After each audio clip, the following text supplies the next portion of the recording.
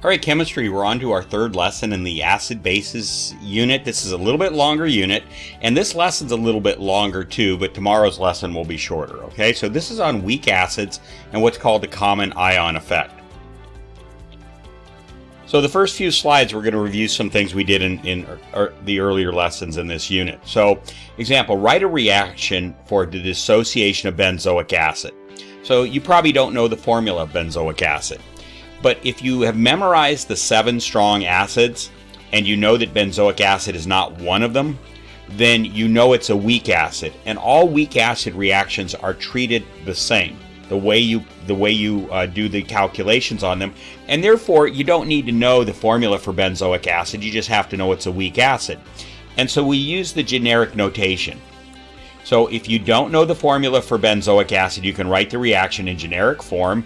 So there it is. It's HA. HA just means the proton, which is the H, and the rest of that acid is going to produce the proton and the rest of the acid broken apart, dissociated. Or in the more expanded form, it's HA plus H2O. In this one, you include the actual H2O. That's going to pass a proton over to H2O, the HA is, and it's going to produce H3O plus the A minus. That's the rest of the acid molecule. As long as you have the necessary values for the concentration and Ka, you can analyze the reaction for benzoic acid. So here are a few more examples of the Arrhenius and Bronsted-Lowry acids. Remember, the definition of an acid for both of those is the same. They are donors of protons. They give off protons to a base. So example, HClO4 produces H+, that's the proton, and the ClO4 minus. So remember what's happening there. That hydrogen atom, 8, which is a proton plus an electron, bonded to the ClO4. Then what happened in the acid reaction is something pulled just the proton away from the HClO4, not the electron. So the proton is the H+, it's just the nucleus of a hydrogen atom, and that electron stayed behind on the ClO4, so that's why the ClO4 now has a minus sign. Okay, but the generic reaction, you'd simply write it like this, like the generic reaction for any other acid. So it looks like that. HA produces H+, and the rest of the molecule, in this case the ClO4, is the A. Okay, here's the expanded notation, same thing. And it's going to be HA plus H2O. Now you have to include the H2O, produces hydronium, H3O+, and the A-. Again, that's the ClO4 with the extra electron up there. And one final, this is nitric acid, so it's going to produce H+ and NO3- when that proton leaves the nitric acid molecule. And there's the notation. It looks exactly the same as it did up above for HClO4. So the generic notations for any acid are the same, and that way you don't have to know the actual formula for the acid that you're analyzing. Again, some review slides. How do Ka and pH values compare? So a 6th grader can lift 5 skateboards up onto a shelf. A 12th grader can lift 10 skateboards up onto a shelf. We would say that the 12th grader is intrinsically stronger than the 6th grader. So these represent the intrinsic strength of 6th and 12th graders. This is comparable to the Ka value of an acid. It compares equal amounts, and which one will dissociate more. Which can lift more skateboards, 6th graders or 12th graders? Now you need to know how many 6th graders and how many 12th graders. So if we have 18 6th graders, and they will be able to place more skateboards onto the shelf than 2 12th graders. This represents how pH works. pH depends both on the intrinsic strength of the acid, Ka. It does depend on that, but also another thing, the amount of acid measured in molar concentration, M. So if you have a lot of a weak acid and only a tiny amount of a strong acid, even though the strong acid has a larger Ka and is intrinsically stronger, if you have enough of the weak acid, it can produce more hydronium ions, more H3O+ in the solution than the strong acid, simply because you used more of it. So summary. Ka is a characteristic of the acid. The Ka value indicates which acid is stronger if you have equal amounts, that is, molar concentrations. High Ka represents a stronger acid because the H+ ions dissociate more. pH is a characteristic of the solution. That's the acid and the water. pH represents the concentration of H plus or H3O plus ions, hydronium ions, per liter of water, and depends on the strength of the acid, the Ka, but also on the amount used, the molar concentration. Low pH represents a more acidic solution, more H plus in the solution. Remember, numbers down around 0 and 1 are the strongest acids. The same comparison applies for the bases, the pOH, and the molar concentration of OH minus. So the relationship we learned in a previous lesson, the relationship between Ka and Kb for a conjugate acid-base pair only. In other words, it's not for any random acid and base that you choose. They have to be conjugates. Remember, a conjugate acid and base differ by 1 proton. And it's given by the equation Kw, which is the auto-ionization constant for water, equals Ka times Kb. And remember, Kw at 25 degrees is 10 to the minus 14th. The following is an acid reaction for acetic acid. So the acid reactions use Ka values. So there's the acetic acid reaction, and there's the Ka value for it. You can look that up on tables or on Google. So the reverse reaction is the base reaction. So to analyze the base, a Kb is required. So how do you calculate the Kb? Well, here you know the Ka of acetic acid, and you know Kw is 10 to the minus 14th. So you just do one algebra step. Kb equals Kw over Ka. And if you do the math on those numbers, you get 5.6 times 10 to the negative 10th. So that means if you multiplied 5.6 times 10 to the negative 10th and 1.8 times 10 to the negative 5th, you'd end up with 10 to the minus 14th. So there's the base reaction. You start with the acetate ion. That's a base because it's negatively charged. It wants to attract a proton. So it's going to pull a proton away from the hydronium, the H3O+.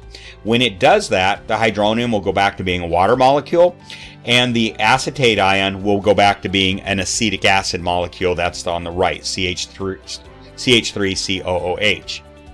So there's the Kb for that base reaction. So if you're doing that reaction, you have to use the Kb value. If you're doing the reaction up above, the acetic acid plus water, then you have to use the Ka.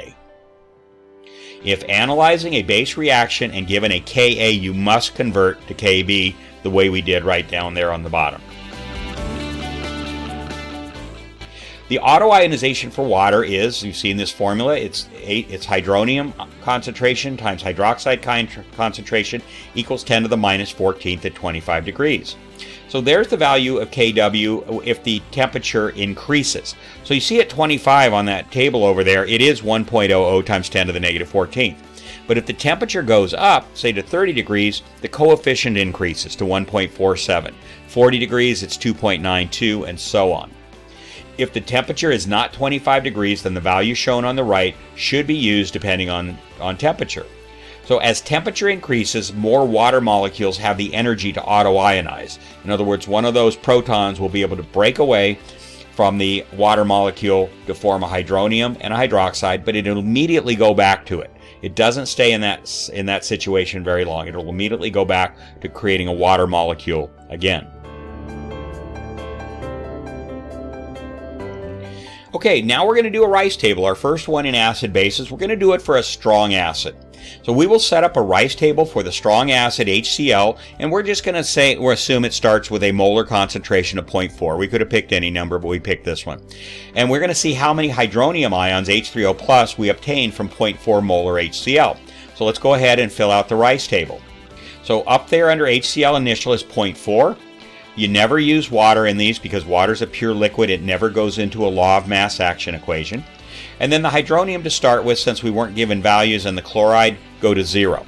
Or they are at 0. They start at 0. Okay, now, you always use the coefficients in front of the reaction up above in the reaction line. The nice thing about acid-base reactions is the coefficients are almost always 1. And that makes the calculations a bit easier. So it's going to be, HCl has a coefficient of 1, so the change is going to be minus 1x. For H3O+, it's going to be plus 1x. And for Cl-, it's going to be plus 1x. Now we do the math. But we know something. We know that HCl totally dissociates. You're going to end up with none of it at the end. So that means instead of minus x, we don't have to use a variable. It's just going to 0.4 is going to dissociate, and you're going to have no HCl at the end. The H3O plus is going to become 0.04 H3O plus, and the Cl minus is going to be 0.4 of Cl minus. So now you just do the equilibrium, and you get 0 for HCl, you get 0.4 for H3O plus, and you get 0.4 for chloride, which we really don't care about that much. So here's the point. With a strong acid, however much of the strong acid you start with, in this case 0.4 molar of HCl, you're going to end up with 0.4 molar of hydronium ions. In other words, you don't really need to use a Rice table. Whatever that number is for the strong acid HCl, it's going to end up as that amount for the hydronium H3O plus, so you don't need to use the Rice table.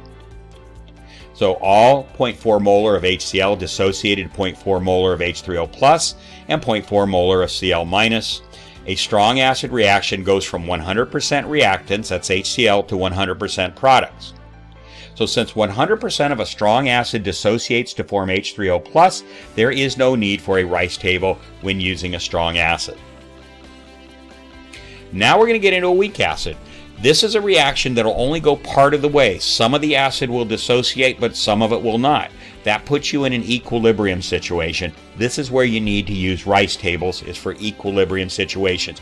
You're going to end up with some reactants at the end and some products at the end.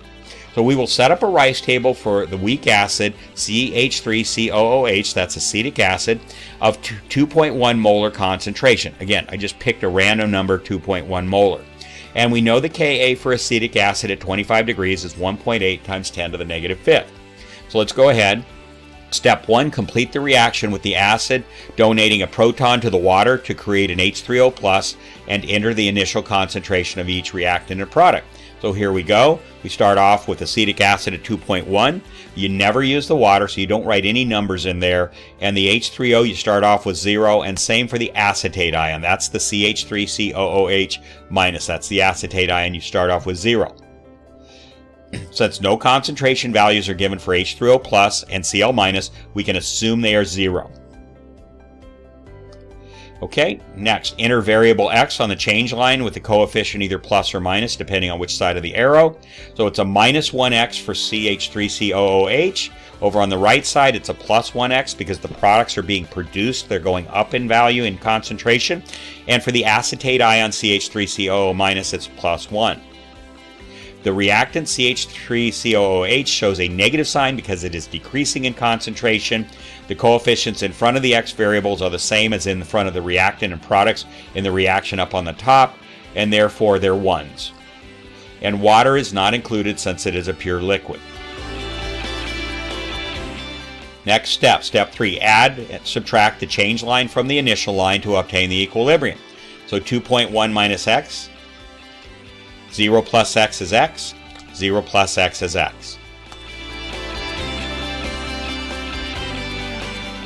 Now write the law of mass action. That's the equilibrium equation for the reaction. So that's going to be Ka, and convince yourself that this is correct. The products are on the top, and they're multiplied together. You don't have any exponents because all the coefficients are 1. And down on the bottom is the reactant, acetic acid, and not water because it is a pure liquid. So now, step 5, substitute the algebraic expressions on the equilibrium line into the equation. So what we ended, and we also substitute the Ka value of 1.8 times 10 to the negative fifth. So there it is. There's Ka equals products on the top, x times x. You use the variables on the equilibrium line, and down on the bottom is the reactants, and that's 2.1 minus x.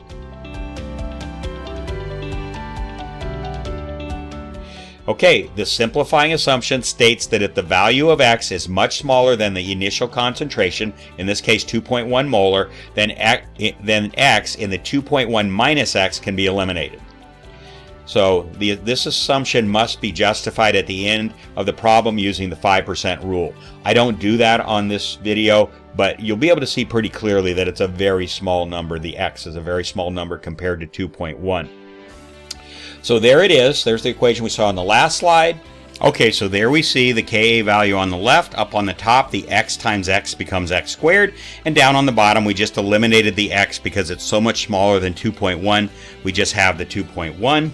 So now we can go ahead and continue to just do the algebra on this. So solve the equation for x. So there's the equation you saw in the previous slide. You multiply 2.1 on both sides. They cancel out on the right side.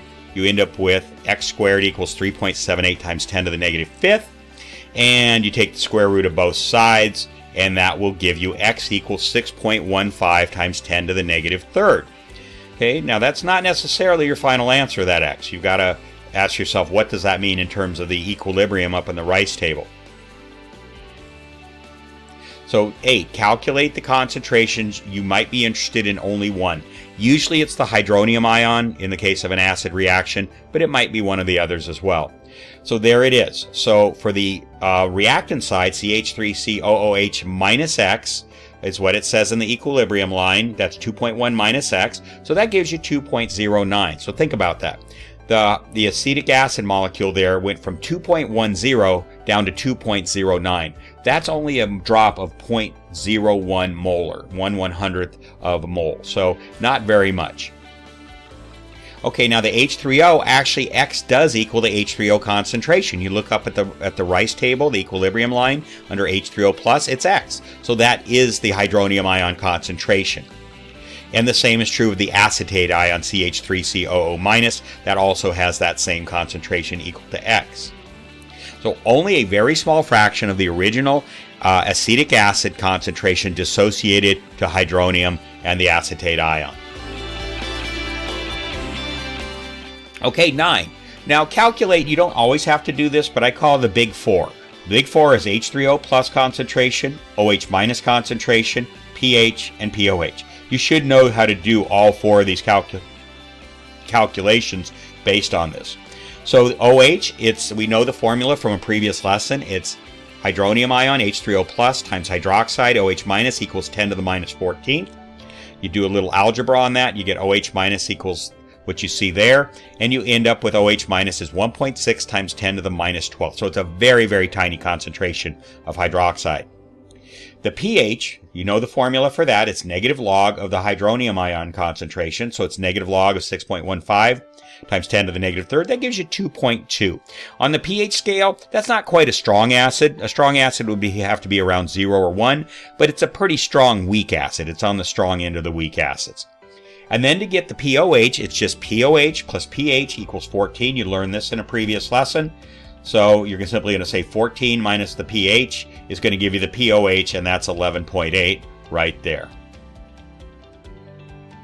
Now we're going to go on to a subject called the common ion effect. You're going to see almost the same reaction, except there's one significant difference, and we're going to do this here, and you'll understand what the common ion effect is. The previous reaction looked at the equilibrium of a reaction of acetic acids in pure water to produce acetate ions and also hydronium ions. But what if there was some CH3COOH in the solution before the acetic acid was placed in the vessel according to the reaction? So there's the reaction, except notice over on the right in red, you already are going to have some of that in the solution. And so we'll do an example problem. So if you put that in the solution before you start this reaction, remember from Le Chatelier's principle, if you increase the concentration of products, it's going to push the reaction backwards towards reactants. They're going to want to go back towards reactants. Remember the crowded room. You made the room more crowded on the right side of the equation, so the people are going to want to move over to the left side, and that would be favoring reactants.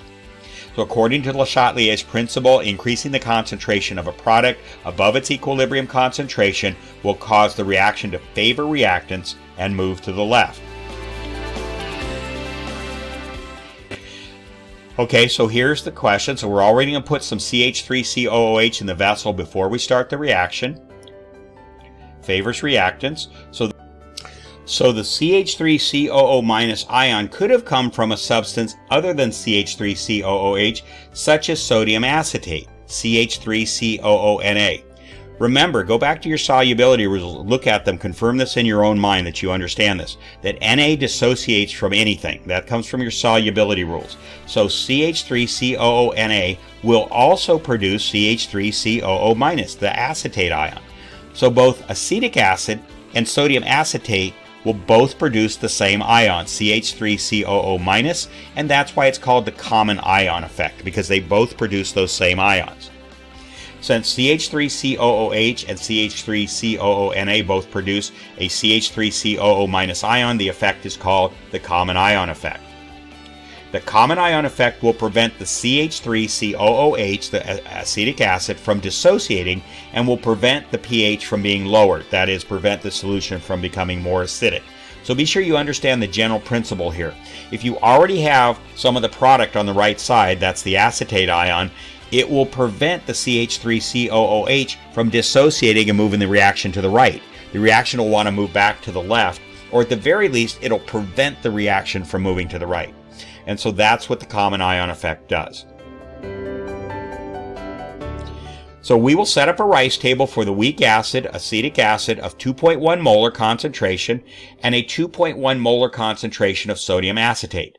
Now the reason I you did not have to pick the same molarity of sodium acetate as the acetic acid. I simply did that to make the math a little easier later on in the problem. You could have picked any concentration of sodium acetate and it would have had this effect. Again, there's the Ka for acetic acid. It's the same one we've used before. So this reaction is going to look almost identical here.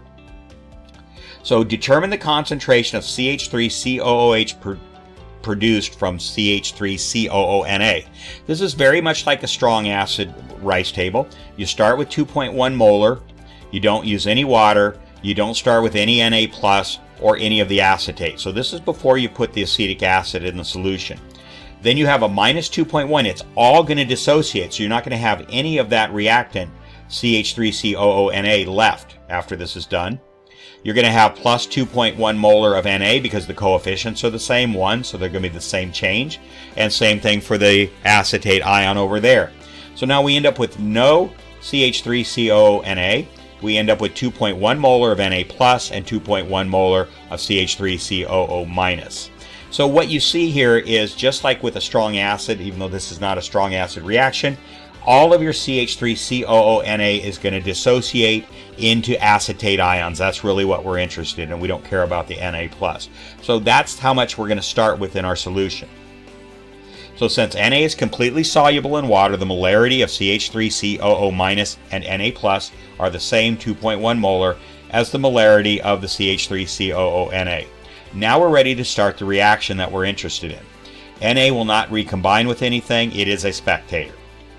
And it is the concentration of acetate ion, CH3COO-, that goes into the rice table in the next reaction. So now we're ready to really get started with this reaction. Alright, now step 2. Complete the reaction with the acid donating a proton to the water to create H3O+. This reaction begins with an initial concentration of 2.1 molar CH3COO-. So there's the initial concentration of the acetic acid. There's the water, none, you don't deal with it. We start with no hydronium ions, but we do start with 2.1 molar CH3COO-. Here is the difference between this example, the common ion, and the last example when the CH3COO- started at 0. So we're going to see how that affects the reaction. Okay, to enter the variable x on the change line with the coefficients plus or minus. Again, that's really easy with acids. The coefficients are almost always 1s, so it's minus 1x, and then on the product side, it's plus 1x and plus 1x.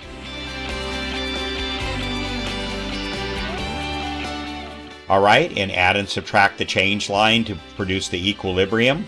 So 2.1 minus x, x, and now this one is not just x anymore like it was in the last example, it's now 2.1 plus x. So now we come down, write the law of mass action. It's exactly the same as it was in the last example. Now we're going to plug in the algebraic expressions and the actual K value of 1.8 times 10 to the negative 5. Okay, so there you see that the algebraic expressions and the equilibrium line are plugged in to the law of mass action. Before, in the previous example, the numerator, the top was x times x. Now it's x times 2.1 plus x, the equilibrium value of CH3COO minus. So now we proceed with simplifying. Step 6, the simplifying assumption states that the value of x is, if the value of x is much smaller than the initial concentration 2.1, then x in the 2.1 minus x can be eliminated, and also in the 2.1 plus x, it can be eliminated. Again, you have to use the 5% rule. I don't do that in this video just to save some time. So there we go. Now it becomes this. X times 2.1, the two x's at the very end of the numerator and denominator, the plus x and the minus x, they go away. So it's 2.1 times x over 2.1 equals the Ka value. So solve the equation for x. So here we go. So this is why I picked 2.1 for both of them. It just makes the math a little easier. They cancel out. And so you end up with x equals 1.8 times 10 to the negative fifth. So that's the value of the hydronium ion concentration. You can see that up above. So let's go ahead and do that. So calculate the concentrations. So there's the CH3COOH is 2.1 times minus x, which is minus 1.8 times 10 to the negative fifth. And notice that still, to two significant figures, is still just 2.1. It didn't change at all. You used up virtually no CH3COOH. And for the hydronium ion, it's simply equal to x. So it's 1.8 times 10 to the negative fifth. And for the acetate ion concentration, it's going to be 2.1 plus 1.8 times 10 to the negative fifth, and that's basically going to stay at 2.1, what it started with. So calculate the OH, pH, or POH, actually, and POH, as requested by the problem. So we're going to do all three. So there's the OH. Again, this is from a formula in the last lesson. H3O plus OH gives you equals 10 to the minus 14th. It's the same way we did it before. And now you end up with an OH concentration of 5.6 times 10 to the negative 10th. For the pH, it's negative log of the H3O plus. That's going to be negative log of 1.8 times 10 to the negative fifth, and that's 4.7. In just a moment, we're going to compare that to what we got for the pH in the previous example. And finally, the POH plus pH equals 14. Just rearrange it. 14 minus the pH, 4.7, will give you the POH, and that's 9.3. So let's compare them. In the first example that we did, we ended up with a pH of 2.2, more acidic. That's a more acidic, lower pH.